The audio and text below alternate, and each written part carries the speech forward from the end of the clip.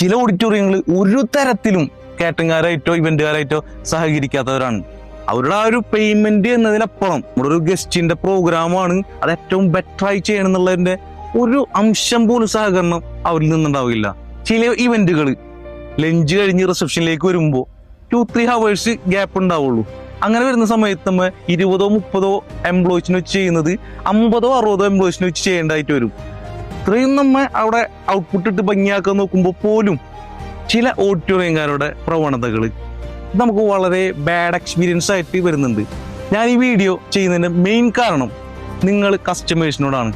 നിങ്ങളുടെ മക്കളുടെ കല്യാണം അത് ബുക്ക് ചെയ്യുമ്പോൾ തന്നെ ആ ഓഡിറ്റോറിയത്തിൽ നിങ്ങൾ ഉറപ്പുവരുത്തുക, നിങ്ങൾക്ക് റിക്വയർമെന്റ് ഇന്നതെല്ലാം ഉണ്ട്, ഇതിന് വേണ്ട രീതിയിലുള്ള സഹകരണം ആ ഓഡിറ്റോറിയത്തിൽ നിന്ന് ഉണ്ടാകുമെന്ന് ഉറപ്പുവരുത്തിയതിനു ശേഷം മാത്രം ആ ഓഡിറ്റോറിയം ബുക്ക് ചെയ്യുക.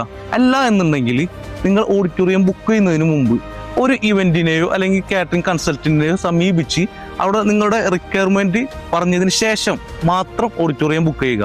അപ്പോൾ അവർ നിങ്ങൾക്ക് എന്ത് ചെയ്യും, ഏറ്റവും മികച്ച ബെസ്റ്റ് സർവീസ് നൽകാൻ പറ്റുന്ന ഓഡിറ്റോറിയങ്ങൾ നിങ്ങൾക്ക് അവർ സെലക്ട് ചെയ്ത് തരും.